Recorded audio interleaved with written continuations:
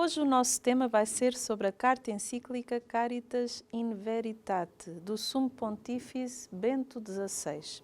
E vou iniciar o nosso programa com uma frase dessa mesma carta, que diz assim: a caridade, na verdade, que Jesus Cristo testemunhou com a sua vida terrena e, sobretudo, com a sua morte e ressurreição, é a força propulsora principal para o verdadeiro desenvolvimento de cada pessoa e da humanidade inteira. O amor, caritas, é uma força extraordinária que impele as pessoas a comprometerem-se com coragem e generosidade no campo da justiça e da paz. É uma força que tem a sua origem em Deus, amor eterno e verdade absoluta. E para nos falar hoje sobre esta encíclica, temos aqui o Sr. Padre Nuno, reitor do Seminário de Coimbra. Seja muito bem-vindo. Obrigado pelo convite. É também sempre um gosto estar convosco e com aqueles que nos acompanham nas suas casas.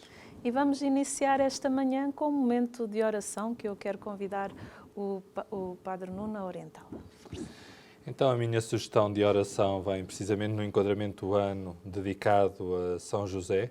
Esta carta apostólica Patris Corde, que é conhecida como Coração de Pai, do Papa Francisco, começaria com uma primeira nota do texto, onde se fala da coragem criativa, e depois terminaríamos com a oração proposta de São José. Começamos em nome do nosso Deus, que é Pai, Filho e Espírito Santo. Amém.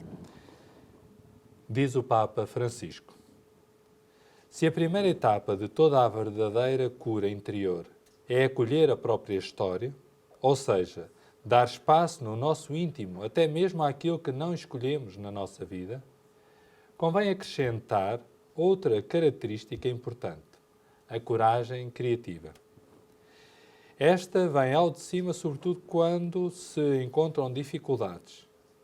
Com efeito, perante uma dificuldade pode-se estancar e abandonar o campo, ou tentar vencê-la de algum modo. Às vezes, são precisamente as dificuldades que fazem sair de cada um de nós recursos que nem pensávamos ter.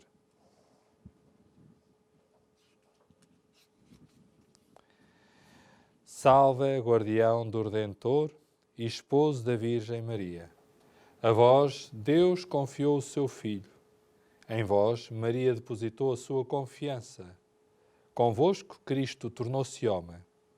Ó bem-aventurado José, mostrai-vos Pai também para nós e guiai-nos no caminho da vida. Alcançai-nos graça, misericórdia e coragem e defendei-nos de todo o mal. Amém. O Senhor esteja convosco. Ele está no meio de nós. Abençoe-vos Deus Todo-Poderoso, Pai, Filho e Espírito Santo. Amém. Eu quero agradecer este momento bonito e simples de oração a São José. Quero convidar o Padre Nuno a sentar-se na nossa salinha de estar. E hoje o nosso tema é sobre a carta encíclica Caritas in Veritate, do Sumo Pontífice Bento XVI. Esta encíclica surge em homenagem ao 40º aniversário da Populorum Progressivo, encíclica escrita pelo Papa Paulo VI. Bento XVI centra-se na articulação entre caridade e verdade. Aborda o desenvolvimento humano no nosso tempo, a fraternidade e toca em aspectos como a economia, sociedade, o desenvolvimento dos povos, direitos, deveres e ambiente. E para isso, como já falei, temos aqui o Padre Nuno, que vai falar connosco sobre esta temática. Já esteve aqui no nosso programa, mas vai que temos aqui pessoas novas a verem o nosso programa, que gostaria que se apresentasse um bocadinho antes de desenvolvermos esta temática. Então, sou o Padre Nuno Santos, sou da Diocese de Coimbra, sou padre há cerca de 20 anos, natural de uma paróquia que é a Almagreira, do concelho de Pombal, e sou atualmente reitor do seminário e um conjunto de outras obrigações e responsabilidades, nomeadamente no secretariado diocesano da Pastoral Vocacional. Sim. E também no secretariado diocesano da Pastoral Familiar. E depois muitas outras coisas. Muitas funções, não é? Peço que faça um enquadramento geral da época em que foi escrita esta encíclica e porque é que foi escrita naquele tempo específico. Portanto, nós estamos a falar exatamente desta carta encíclica de Bento XVI, que é Caridade na Verdade. Esta carta encíclica é de 2009, sim. E a data é muito específica. Portanto, o Papa Bento XVI publicou, sobretudo, 3 encíclicas. E é muito interessante a cadência. Começou em 2005, o Papa é eleito exatamente em 2005 e a data da eleição é abril, se não falha a memória. Ele já tinha 78 anos, Bento XVI, não estava a contar com essa eleição. E depois, no final de ano, portanto, percebe-se que logo o tempo não foi muito, no final de ano, é 25 de dezembro, faz uma encíclica fabulosa, que é Deus Caritas Est, que significa Deus é amor. Depois, a segunda encíclica, 2 anos depois, portanto, 2005, 6, 7, 2007, ele publica uma encíclica sobre a esperança, Spe Salve, e, portanto, estamos a perceber que faltava uma terceira encíclica. E qual é que seria? Sobre a fé. É muito interessante que ele depois escreve um texto, mais tarde, que já não é ele que o vai publicar. Não sei se recordam, em 2013 depois sai a Lumen Fidei, que é um texto escrito praticamente todo por Bento XVI, mas depois já é assinado por o Papa Francisco, e ele escreve na introdução a dizer que é um texto a 4 mãos. De facto, o texto é quase todo do Papa Bento XVI. O que é que aconteceu, o que é muito importante? Em 2008, recordam-se todos, a crise económica mundial, sim, começou com um banco nos Estados Unidos, penso que na altura foi em setembro, o Lehman Brothers. Há uma falência, começa-se a dar essa informação e é a primeira vez que temos a noção de um banco que sai falido. E isso teve consequências, rapidamente chegou à Europa e a Portugal, e portanto estamos no pleno de uma crise económica. E esta encíclica surge exatamente no contexto de uma crise económica. Portanto, ela sai logo em 2009 e sai exatamente para responder a essa realidade. O Papa, ele próprio diz, eu estava a pensar escrever sobre a fé, portanto, caridade, Deus, Caritas Est, caridade, esperança e a outra virtude, normalmente naquilo que nós chamamos de fé, esperança e caridade, a outra virtude seria a fé, se bem que o Papa aborda cada um destes temas um bocadinho fora da lógica das virtudes, mas pronto, pega nesta dimensão teologal, e o que ele vai fazer é escrever um texto, no fundo, para responder à crise. Esta encíclica foi escrita nessa altura, mas ela é muito atual. É impressionante a atualidade. Primeiro, o Papa Bento XVI é um teólogo, é um grande teólogo, é um homem da área da dogmática, é um homem que tem uma formação muito clarividente, uma presença e uma leitura do mundo também europeia, claramente, sim, europeia, obviamente, mas muito profética, diria, muito profética. Este texto tem essa marca, essa profecia, essa densidade do Bento XVI, e o que é interessante é que nós encontramos expressões, frases, que até nos incomoda pela atualidade, ou seja, estão tão presentes, são tão atuais. Aliás, este texto é algumas vezes citado pelo Papa Francisco, para darmos, sim, alguns exemplos. Quais são as questões centrais que a encíclica aprofunda nos 6 capítulos? Ora bem, isso é uma pergunta sempre difícil de responder. Porquê? Estamos a falar de um texto que tem quase 80, são 79 parágrafos, portanto, sim, 79 não é dos maiores, é verdade, sim, mas é muito denso. É. O Papa Bento XVI é um homem muito denso tematicamente, muito criterioso na escolha do tema e na organização do texto. É um académico, isso também faz diferença. O texto está, podemos pegar pelo índice, talvez seja mais fácil assim orientar-nos. Portanto, o texto tem 6 capítulos. O primeiro, de facto, é aquilo que tem a ver com a Populorum Progressio. Isso é o quê? É como é que este texto, que é de Paulo VI, como é que este texto é a marca e a referência? Depois podemos falar disso, vem na linha da Rerum Novarum de Leão XIII, mas ele, no fundo, vai recordar um texto de Paulo VI. Depois, no segundo capítulo, vai ele próprio falar do desenvolvimento humano, mas agora no tempo que estamos a viver, por isso a palavra crise vai surgir. É muito interessante, nós estamos agora a passar outra crise. Pois.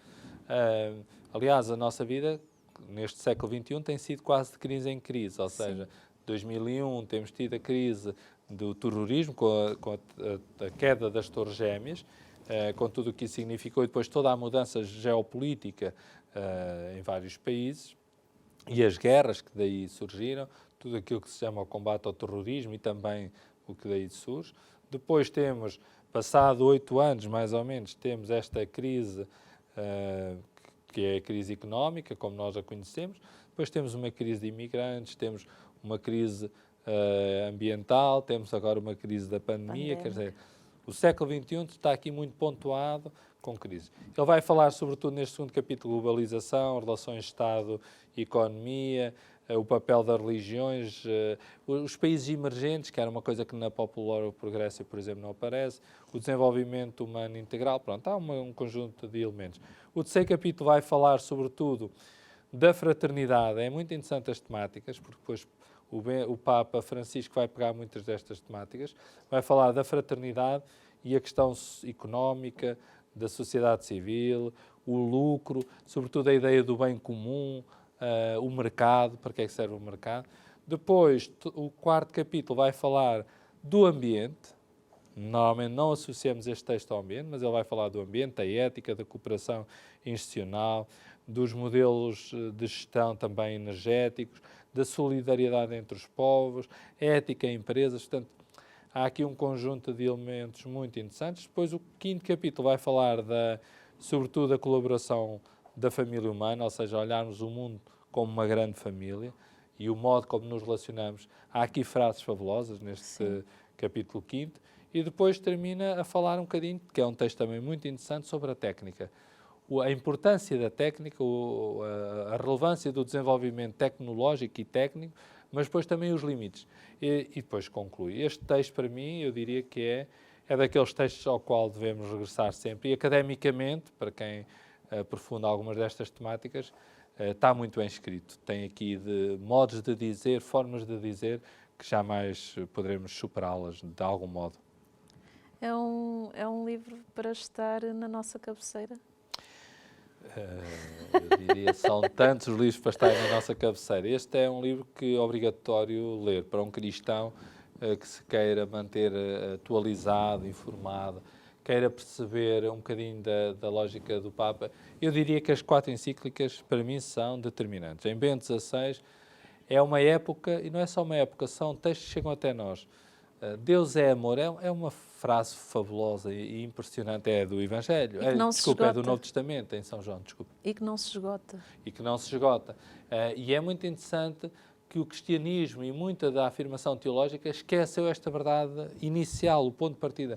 O Papa Bento XVI, não seria de esperar de outro modo, mas clarifica profundamente o ponto de partida. Deus é amor. A iniciativa parte de Deus. Depois a questão da esperança é fabuloso, é todo um texto muito bem construído. A própria questão da fé é outro texto fabuloso, ainda que volto a dizer, escrito por Bento XVI, concluído por o Papa Francisco, mas é outro texto que tem a marca do Papa Bento XVI. E depois este texto parece que é um texto que está fora destas três encíclicas, mas é um texto que tem aqui portas de abertura muito interessantes. E eu diria que para ler Bento XVI, estes 4 textos são obrigatórios. Sim. Em que se centra Bento XVI quando a escreve e para que são orientadas essas forças principais? Ou seja, em que é que ele se centra quando... Sim. Ele centra-se numa coisa muito importante. Ele é um teólogo, centra-se em Deus. Essa é a primeira coisa. Para ele, a leitura do mundo é uma leitura cristã. E isso é uma marca muito forte nele e também de um teólogo da dogmática que também tem o peso no seu olhar. A dogmática parte sempre de um conceito, mais do que o rigorismo que normalmente associamos à dogmática, parte sempre de uma análise da profundidade, sobretudo da trindade de Deus, como é que Deus nos pode inspirar. Porque se nós medirmos as coisas a partir dos seres humanos e só dos homens, a medida não nos eleva. Então, o Papa Bento XVI inverte sempre, e por mim é sempre apreciável, no fundo a medida do amor não é a medida com que eu amo alguém, é a medida com que eu sou amado por Deus. E isto parece que é um pormenor, não é? Mas depois isto vai alterar sempre tudo. Como é que Deus cuida? Então nós devemos cuidar. Como é que Deus ama? Então nós devemos amar. Como é que Deus se relaciona connosco? Então nós nos devemos relacionar assim. Só que isso é parte de uma experiência profunda, existencial. Este é um ponto de partida. Outro ponto é o contexto. E este texto, diríamos, ao contrário até dos outros, este texto assume claramente o contexto da crise. Portanto, o Papa tem muitas vezes a referência à crise, à realidade em que se encontra, tem essa dimensão. Tem outro interesse, um terceiro aspecto, é que o Papa não escreve um texto isolado dos anteriores. Sim. Ou seja, no fundo ele quer deixar claro que isto é um caminho iniciado então por Leão XIII, depois assim, mais proximamente por Paulo VI, depois João Paulo II, e agora é a vez dele de escrever. Então, há toda uma história, ele conta a história e vai criar essa raiz, dar-lhe essa dimensão. Não é? E eu diria que o último aspecto é ele consegue inovar. E eu acho que aí ele pega em temas, eu gosto muito aqui, sobretudo, o modo como ele pega no progresso científico, o modo como ele pega a técnica, a relação ciência, fé, a questão da razão, do pensamento. Ele é um teólogo, um pensador, é alguém que conta com a razão, é um alemão, é alguém que tem uma história muito marcada pelo racionalismo, é verdade, mas também traz emoção. E eu acho que, diríamos, depois podemos pontualizar tematicamente, sim, mas se não quisermos ainda entrar em pontualizações temáticas, ele tem de facto estas visões. Ele abre aqui páginas com muita graça. A partir desta encíclica, peço que nos fale sobre a questão do desenvolvimento humano, tendo em conta a época que se vivia e a encíclica Populorum Progressio, do Papa Paulo VI.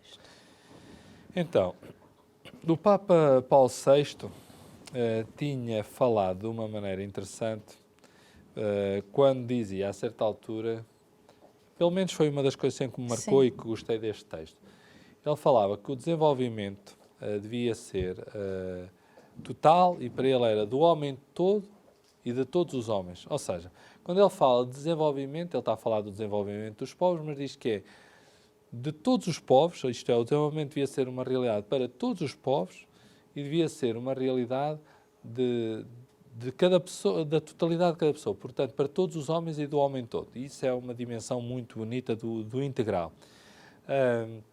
O que é que nós encontramos aqui que diríamos que vai diferenciar a Populorum Progressio deste texto? Muitos aspectos, eu diria que são mesmo muitos aspectos. Populorum Progressio está muito ligado ao Vaticano II, portanto estávamos no ano 67, se não falha a memória, e portanto há 40, e podemos imaginar que nós estamos, portanto o Papa está a escrever há cerca de 40 anos, portanto há cerca de 42 anos, quando publica este texto, portanto para nós hoje ainda mais, portanto nós estamos a olhar para este texto quase 50 anos depois. Então, há 50 anos atrás o mundo era diferente. Muito. Muito. E, portanto, o que é que nós encontramos? O conteúdo é o mesmo, a realidade muda e, portanto, há temáticas novas e há adaptações diferentes. Portanto, a Populorum Progressio, como eu disse, tinha acontecido praticamente 2 anos depois do Concílio Vaticano II, portanto, no fundo, resume todas as temáticas do Vaticano II e dá-lhe uma dimensão, sei lá, questões como a liberdade, há muitos elementos, a justiça, pronto. A questão da sociedade, da participação, do desenvolvimento. Há um acreditar, à época, muito forte do progresso humano. Sim. Isso significa, vinhamos também depois de uma Segunda Guerra Mundial, toda uma Europa a crescer, de grandes instituições, a ONU, de todas as... Havia toda uma construção europeia, uma construção mundial muito esperançosa. O que é que acontece quando o Papa Bento XVI escreve este texto? Muita coisa tinha mudado, estávamos numa grande crise, percebemos que a economia começa a ser mais forte que os poderes estatais, ou seja, o Estado começa a ter menos poder que as grandes que o sistema económico. Sim. E a certa altura, naquele tempo, trabalhava-se para a política, hoje a economia é mais forte que pode fazer cair um Estado. É verdade. E naquela altura não era assim. Temos uma expectativa, por exemplo, o progresso, começamos a perceber que afinal não é sempre a melhor, nem todos os dias o dia da amanhã não é necessariamente melhor que o dia de ontem. E, portanto, uma crise revela-nos, é um alerta, é um vermelho que aparece a dizer, cuidado, afinal, o progresso não é sempre da mesma maneira. E, portanto, começamos a lidar com fragilidade, que não se lidava com Paulo VI, não havia essa visão, com economias que, de facto, podem falir, povos que podem entrar em recessão económica, coisas que pensávamos que já não entravam no dicionário das nossas existências e da economia. Então, isso acontece. Começa-se a desconfiar um bocadinho desse progresso, começa-se a desconfiar da economia de mercado como algo que ia ser sempre positivo e que se ia autorregular, afinal, parece que não, já há algumas questões que vão ser novas. Começa-se a perceber que muita gente começa a ficar para trás, há muitos povos que começam a ser excluídos, a riqueza aumenta para uns e a pobreza aumenta muito para outros. Começam a surgir grandes questões da verdade. O Papa começa aqui a introduzir temas como a mentira, ou se quisermos o pós-verdade, aquilo não usa a expressão, mas o mundo da pós-verdade, depois nós vamos encontrar isso à frente de uma forma mais intensa. Começa-se a perceber aqui o desinteresse pela sociedade em geral e começar a ver os interesses particulares a impor-se mesmo na economia. Por exemplo, é neste capítulo que nós encontramos aquela frase fabulosa, diria, Sim. e muito citada posteriormente, e sobretudo também pelo Papa Francisco, se não falha a memória, na Fratelli Tutti, e que ele diz, no número 19, para dar um exemplo, ele diz a sociedade cada vez mais globalizada torna-nos vizinhos, mas não nos faz irmãos. E isto é uma provocação enorme. De facto, ele introduz aqui outro tema, que é a globalização, mas depois diz, atenção, nós ficamos vizinhos, porque ficamos próximos pelas redes sociais, que é outro tema que não estava atrás, ou seja, Popular Progresso não tem a noção do que é que são as redes sociais, fala da comunicação social, mas imaginamos, estamos noutro planeta, praticamente, e aqui temos a percepção do impacto das redes sociais, pela positiva, mas também já pela negativa. E então, ele diz, ok, mas a globalização, do qual as redes sociais agudizaram ou aceleraram o processo, torna-nos vizinhos, mas não nos faz irmãos. E isso não basta sermos vizinhos. E, portanto, depois há vários temas, mas vão surgindo aqui, de facto, vários temas que eu diria que são novidade. Por exemplo, como disse há pouco, o aumento das desigualdades sociais, as próprias economias emergentes, a questão da mobilidade cultural e social, as pessoas deslocam-se, mobilizam-se, tão rapidamente estão em qualquer parte do mundo.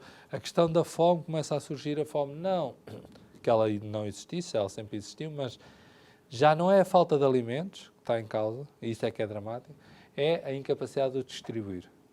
Sim. E, portanto, no passado havia falta de alimentos e a fome decorria da falta de alimentos.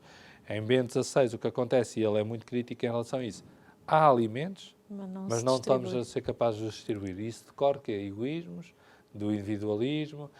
Depois ele fala da questão do respeito pela vida, a questão sempre do aborto, da eutanásia, de uma série de outras questões que ele vai tomando como referência, a liberdade religiosa. Eu diria que são essencialmente estes os temas que alteram, se quisermos, um bocadinho entre um e outro texto. E vê-se perfeitamente, enquanto o Padre Nuno falava, que essa encíclica vem de encontro aos nossos tempos atuais, que mostra a realidade daquele tempo, mas é como se ela estivesse como com um olhar profético para aquilo que nós estamos a viver no hoje. Então, se calhar, essa recomendação de nós lermos novamente esta encíclica e de vermos como ela é totalmente atual. Uhum. Não só ia para dizer, essa atualidade para mim surpreendeu-me ao relê-la, porque já há algum tempo não a lia, tenho que confessar, e portanto agradeço também a oportunidade de voltar a ler o texto. Uma das coisas que me impressionou foi na questão, por exemplo, do ambiente. Sim. Porque eu li na altura o texto, sublinhei muito o texto da época, mas não tinha presente a questão como é que o Papa fala do ambiente. E é muito interessante que o Papa Francisco, com a Laudato Si, faz um trabalho fabuloso, mas muitas das coisas que o Papa fala, algumas das quais já estão aqui introduzidas. Mesmo quando se fala do ambiente a partir da relação da dimensão humana com a relação da ecologia geral. Portanto, o ser humano integrado na ecologia. quando eu li a Laudato Si foi, para mim, uma novidade, e ontem ou anteontem, quando estava a ler isto, essa novidade estava introduzida aqui uns anos antes. E, portanto, para mim foi, da minha releitura, foi a minha novidade. Sim. Foi perceber que a Laudato Si encontra aqui raízes já de sentido, de orientação máxima. Pois há novidades, claro. É bonito que os Papas, eles têm esta ideia de continuidade, e isso é bonito na nossa Igreja e nos Papas. Terminou a primeira parte do nosso programa, Manhã Viva. Acredito que já está com o coração aí aos saltos para voltar a ler esta encíclica. Eu recomendo vivamente, se não tiver como adquiri-la, vai à internet, tem lá o PDF gratuito, é só imprimir ou então colocar no telemóvel. Hoje é tudo mais fácil, que nós nos possamos aprofundar a cada dia mais nos documentos que a Santa Igreja nos dá e que nos ajudam a aprofundar na fé e também a sermos melhores pessoas, porque eles ajudam-nos a melhorar o que está cá dentro e o que está cá fora. Vamos para um brevíssimo intervalo, já voltamos.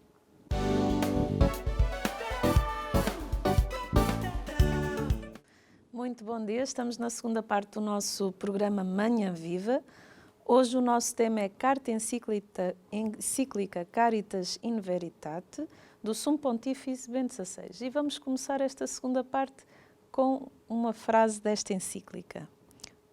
Todos os homens sentem o impulso interior para amar de maneira autêntica. Amor e verdade nunca desaparecem de todo neles, porque são a vocação colocada por Deus no coração e na mente de cada homem.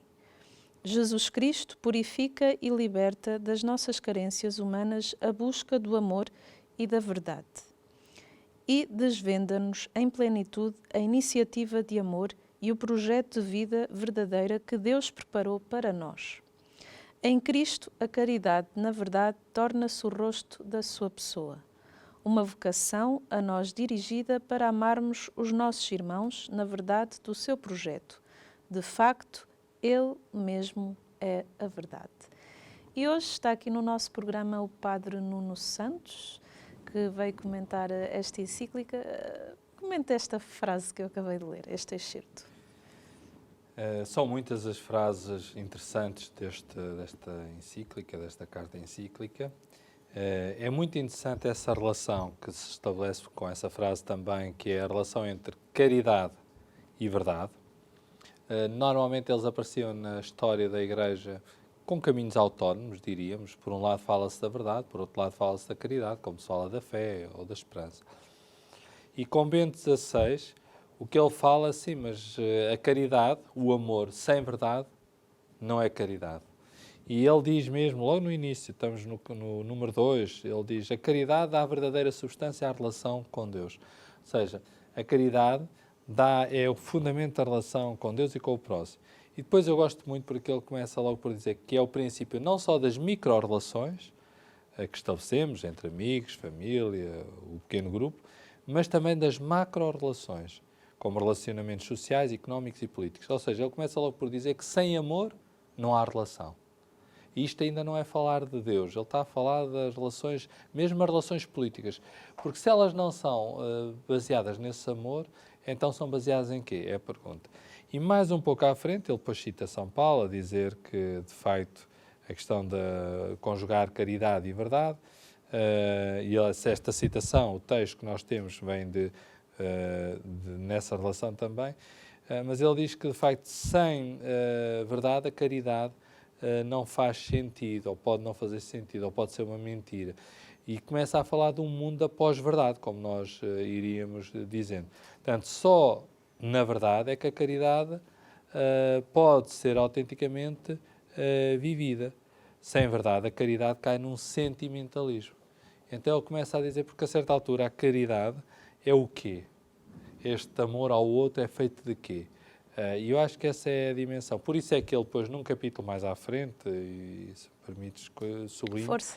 no capítulo 6, precisamente, quinto, que é a colaboração da família humana, ele reconhece, isso é um texto para mim que me ajudou sempre muito e que eu cito várias vezes, que é esta percepção da realidade, partindo até de observações do Papa Paulo VI, mas depois percebendo a realidade do contexto, ele diz, tal pensamento obriga a um aprofundamento crítico e axiológico da categoria relação. Até Paulo VI, por exemplo, falava-se só que era importante relacionarmos, era bom, era a relação é que era fundamental. Sim. Só que o Papa Bento XVI, conhecendo toda a razão pela qual a crise chegou, a crise social, que decorre de uma crise económica, é que muitas daquelas relações foram estabelecidas em cima da mentira. Mesmo os bancos estabeleceram relações não verdadeiras com os seus clientes. Enganaram-nos. Não revelaram toda a verdade. Nós tivemos isso Sim. também em Portugal. E nós dizemos, e os bancos, mas como é que os bancos são assim? Não, nós fizemos isso e fazemos às vezes isso nas nossas relações familiares próximas. Portanto, o Papa não está a criticar os bancos, está a criticar todas as relações que são estabelecidas na mentira. E quando uma relação é estabelecida na mentira, não basta que haja uma relação, é preciso que ela seja verdadeira e amorosa, parte do amor e da verdade. Por isso, eu só volto a dizer isto que é tão bonito. É necessário um aprofundamento crítico e axiológico da categoria da relação. E uma relação estabelecida na mentira, não há caridade.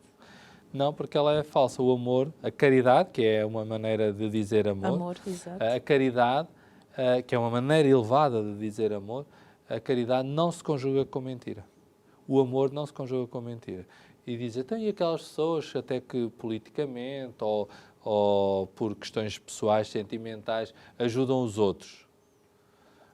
Não, eles estão-se a ajudar a si. Ou seja, eles, no fundo, estão-se a servir do pobre para se valorizarem a si, não é? Uhum. E isso é uma mentira a qual não nos podemos associar. Há muitas instituições que, de facto, ajudam os pobres, que ajudam as pessoas, que cuidam das pessoas. Há muito voluntariado honesto, sincero, confiante, entregue totalmente, verdadeiro. Mas também há pessoas que se aproveitam de muitos para a sua autoimagem, para o seu autoconsolo. São as mentiras camufladas de verdade. Sim, sim. E o Papa é rigoroso nisso. Aliás, ele na mesma, ainda nós estamos no número 53, se não falha a memória, exatamente, e diz assim, não é isolando-se que o ser humano se valoriza a si mesmo, mas relacionando-se com os outros e com Deus. Mas, volta sempre a referir isso, mas o importante é que essa relação tenha um fundo. E ele diz, o fundo é a verdade.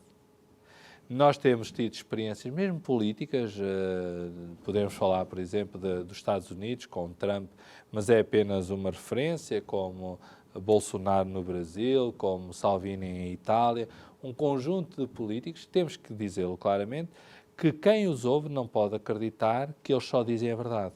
Uhum. É verdade que outros também o dirão mentiras, mas eles têm responsabilidades e disseram coisas de nível criminoso. Dizem coisas que afetam a vida das pessoas, que levam com que as pessoas sofram, que têm consequências mortes, por exemplo. Quer dizer, há coisas que não se podem fazer. E não é por sermos políticos, ou por sermos padres, ou por sermos pessoas de responsabilidade, como um pai não pode mentir a um filho, uma mãe não deve mentir a um filho, nem pode, um político não deve mentir ao seu povo. Dizemos, então, mas tem que dizer toda a verdade. É verdade que muitas vezes a gestão das dificuldades exige ponderação e cuidado, mas não exige mentira. Exatamente. São coisas muito diferentes. Pode-se não falar tudo, mas não se deve mentir. E, sobretudo, o que está no fundo deste ponto é o amor. Exatamente. Porque se um pai não diz tudo ao filho naquele momento é porque sabe que não ajuda naquela hora e assim devia ser. Agora, quando nós vou enganar-te, vou-te mentir, não é verdade. Isso não é verdade. E o que é que este Papa inova para mim nesta relação? Nós pensávamos que tudo isto era fácil, este discurso, para a micro-relação. Se eu estivesse a dizer isto para as famílias, toda a gente concordava, diria eu. Se eu estivesse a dizer isto lá na paróquia, numa homilia, estava tudo bem. Agora, se eu estiver a dizer isto para a economia, já é uma coisa que não parece bater muito certo. Se eu estiver a dizer isto para os políticos, já está a falar da política, já está a falar da economia, já se está a meter onde não se deve. Não, o Papa diz, é exatamente aí que nós nos devemos meter.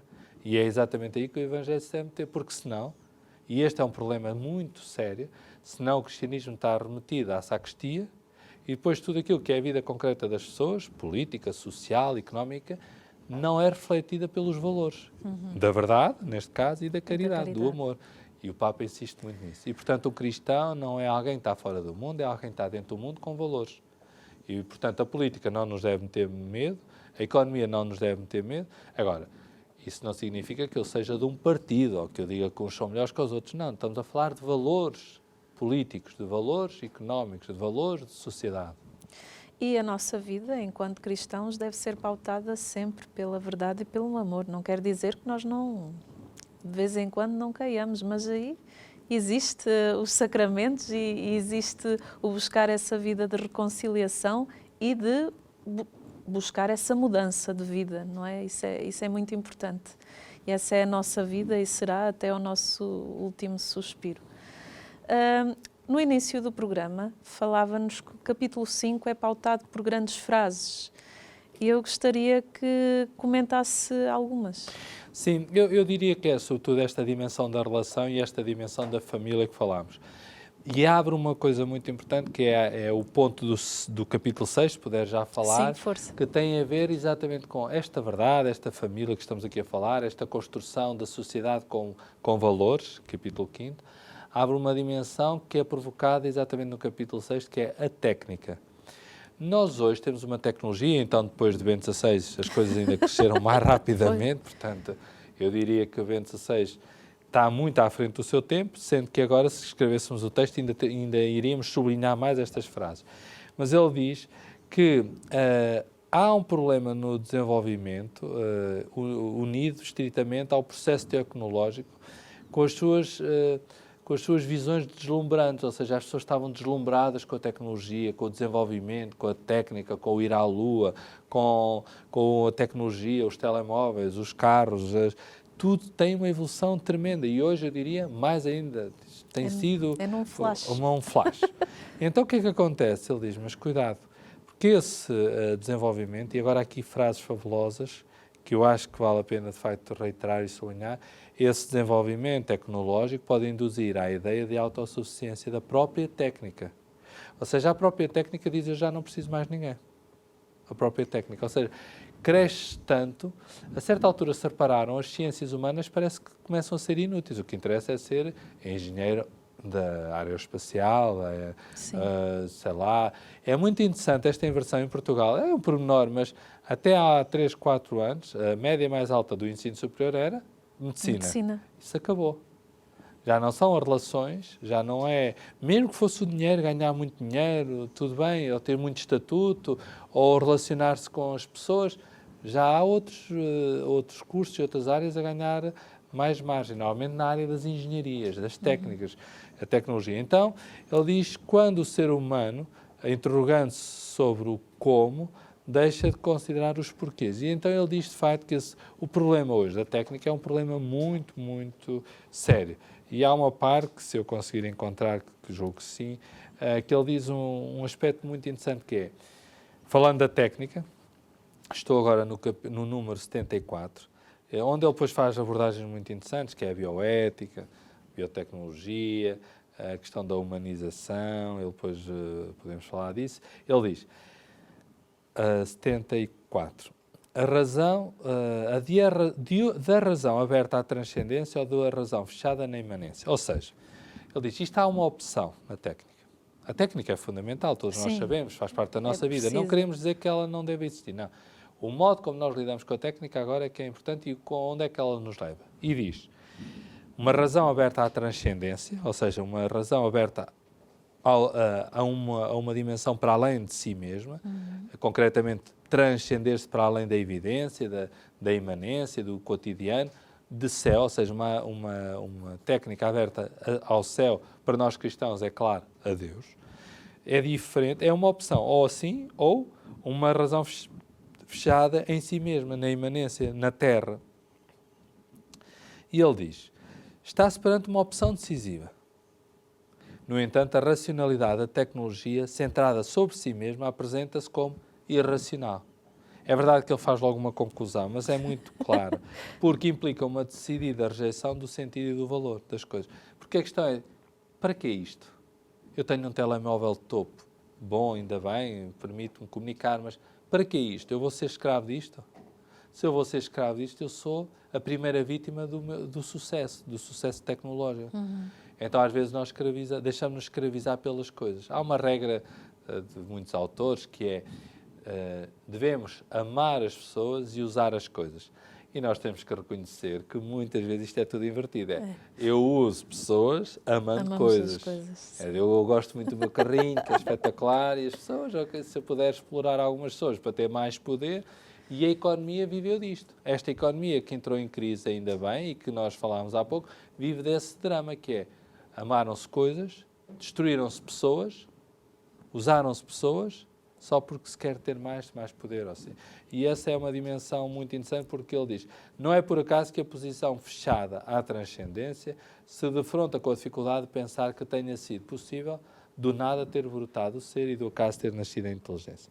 Então, ele fala de ilusão, ele fala de fascinados pela pura tecnologia, a razão sem fé está destinada a perder-se na ilusão da própria omnipotência. Ou seja, a grandeza, o desejo de tudo acaba por se perder. Enquanto a fé sem razão corre o risco de alheamento da vida concreta das pessoas. É muito interessante, porque ele acha que a fé também não se deve fechar sobre si mesmo. Sim. Tem que se abrir à razão, ao mundo e ao concreto. Uma anda com a outra. Exatamente. Não tem como separar.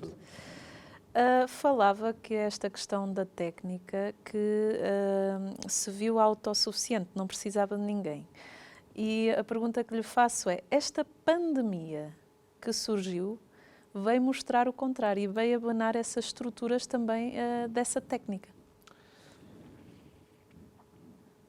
Eu sou mais prudente. Sim.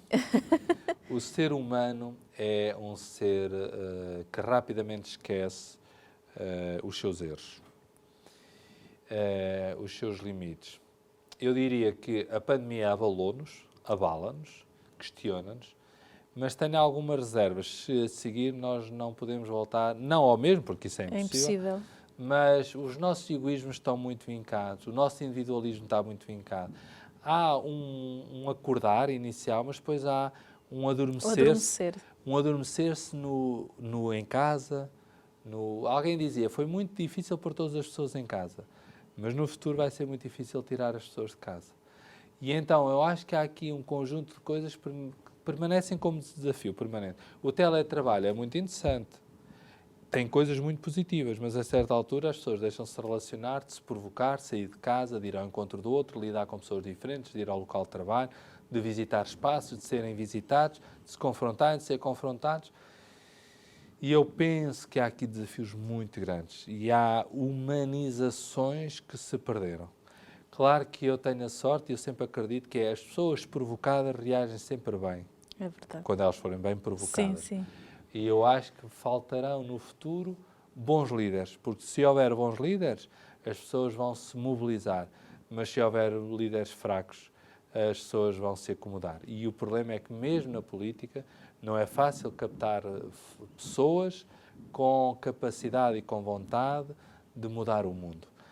Porquê? Por razões múltiplas e também por culpa nossa, às vezes, porque não votamos, porque nos desligamos da política, porque só os acusamos, porque só os criticamos e, sobretudo, porque não nos oferecemos. Sim. E, portanto, apontar o dedo é fácil, qualquer um de nós é treinador de bancada e diz mal do outro, mas a questão é, não é fácil ser político também, não é fácil estar na causa pública, não é fácil fazer algo pela sociedade, porque quando eu não faço nada, estou bem.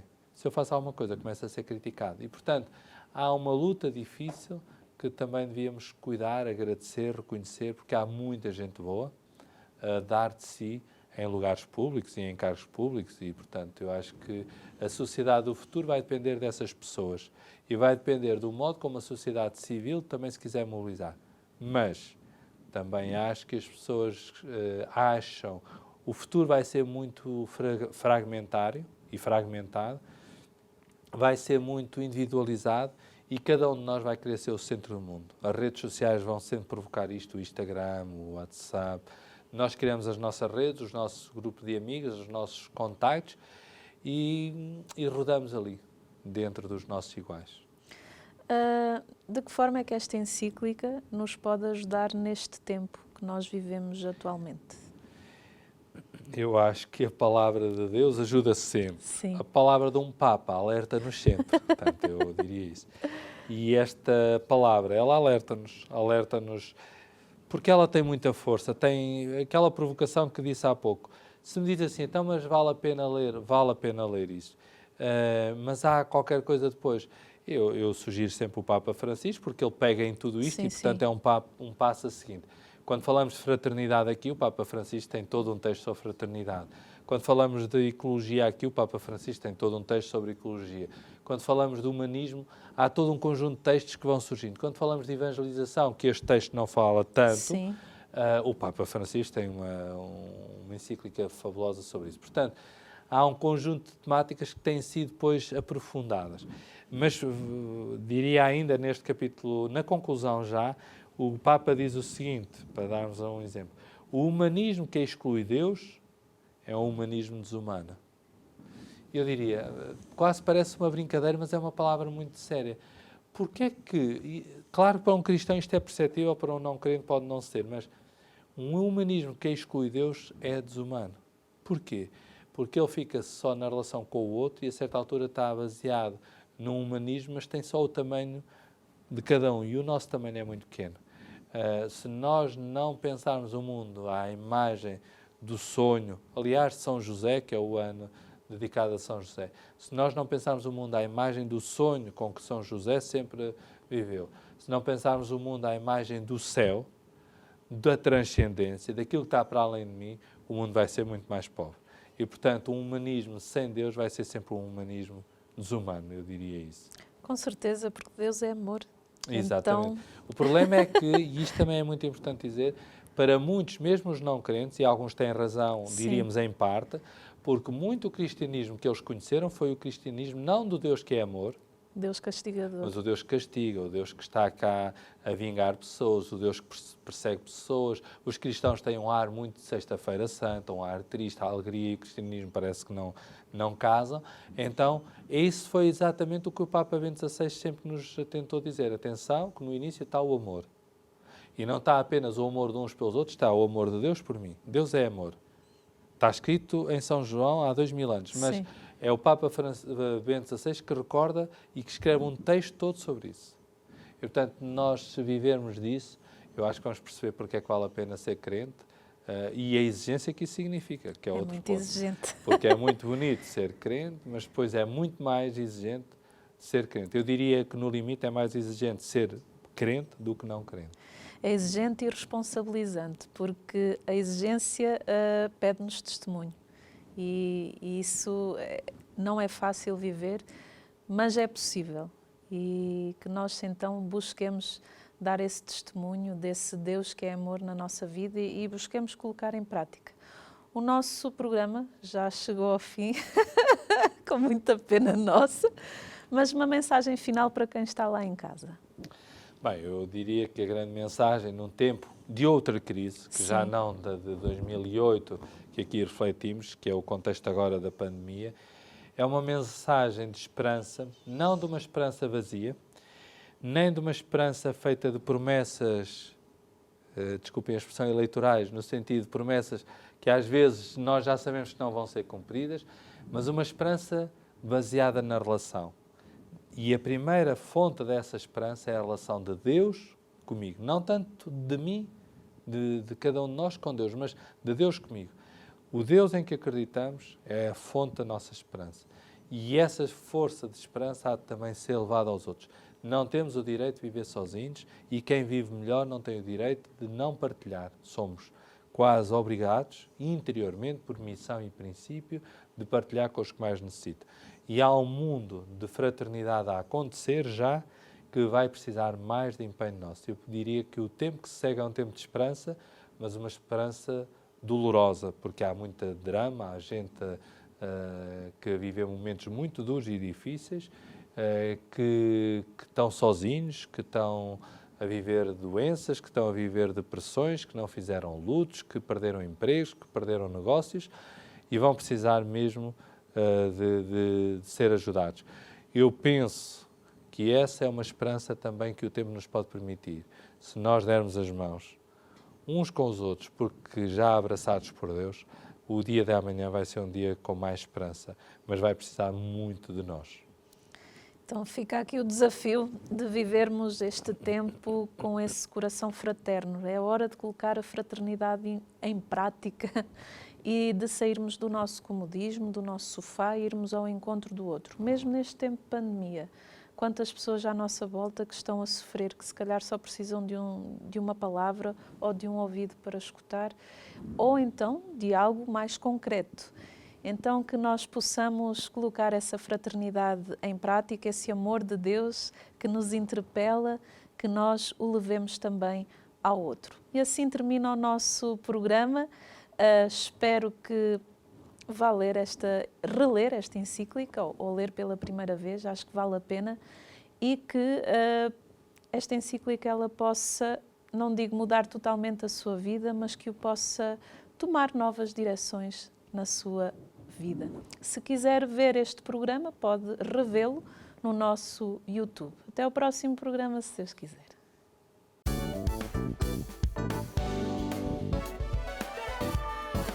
Se gostou deste programa, clique aqui na nossa playlist aqui em baixo para ver outros episódios. Se ainda não subscreveu o nosso canal do YouTube, faça-o já clicando neste botão aqui do lado e será logo o primeiro a saber todas as novidades.